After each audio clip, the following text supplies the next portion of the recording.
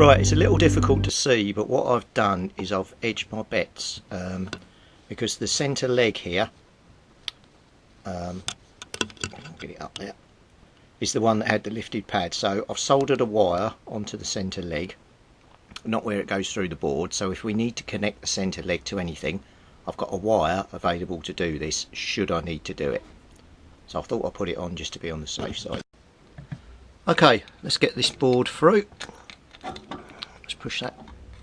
That's gone right through. So if we flip that over now, we've got all 5 pads sitting all around here now. So what we've got to do now is quickly solder those up, and then we should be good to go. I can't seem to get a decent angle on this board at the moment. Don't seem to want to sit straight. Right, let's get this soldering iron on the go again.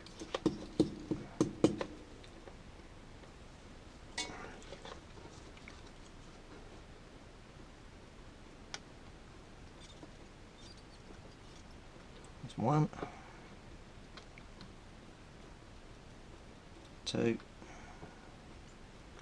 3, 4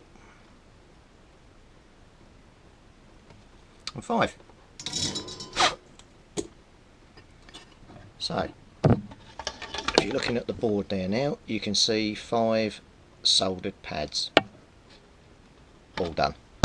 Right, let's test this out now and see whether we have a working on off. Oh, don't say I have.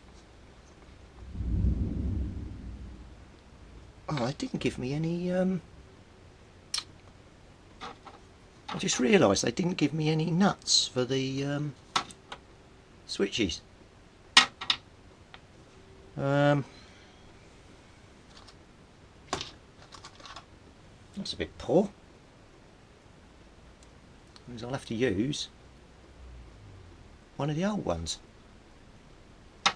Did I have a spare one? I don't know where the hell that went.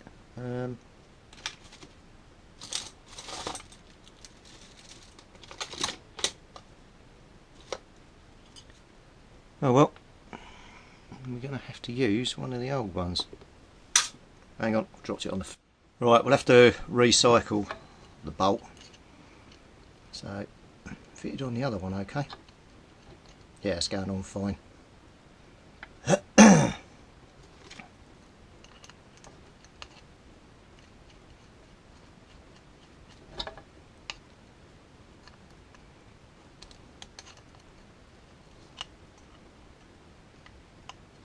you know what I didn't do? I didn't clean the pad.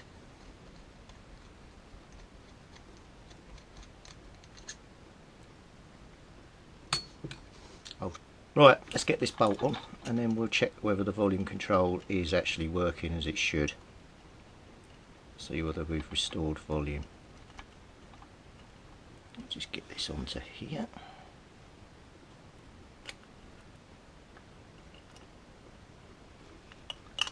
Right, give that a bit of a tighten. That's it. Right, let me get the test meter set up and we'll test this out. Okay, so I hope you can see the display there. So the switch is off. So if we turn the switch on and then crank it up, it goes all the way up to 15, 16, 17, all the way up. Then come back down to 0, turn it off, turn it on, all the way up again, turn it back down to practically 0. So that's on, but it's not going up. I can turn it halfway. We go a little bit, go back down to 0, and then just click it to off. So on, not moving, turn it up, and then all the way back down again. So we seem to have got a volume control. Right, well, the next problem we've got is this green wire here, this black screen wire here, need to go down on these little pads on the board here. These go down to the coil and they're not connected. So I've got a really tight soldering job there to do. So right, let's get these wires stripped back. We'll get some solder, see if we can get them back on the board. Right, one of the other things I wanted to do is I'm going to get these battery leads out the way, so it gives me a bit more room to work on soldering these back in. As you can see, some more have just come off now, practically all of them. So these all need redoing as well, so I'm going to put some new connections onto here. So I'm going to quickly just tin these up. Then we're covered here, so let's get a bit of solder.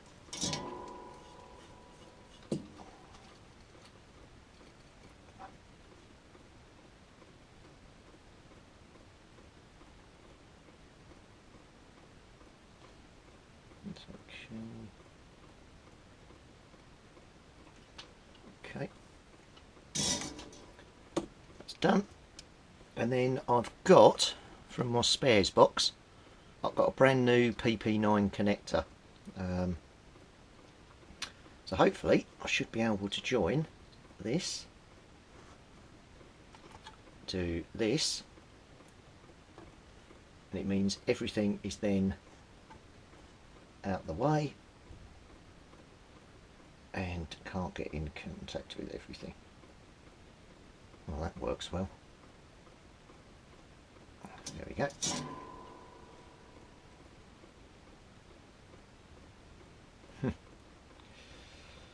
That's not working very well at all. That is. Right, that's one. Always do the old tug test. Right, so that comes off there. We get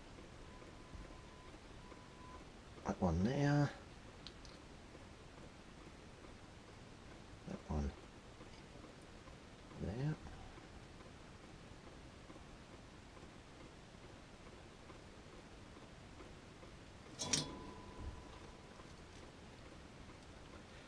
Let's space that out a bit.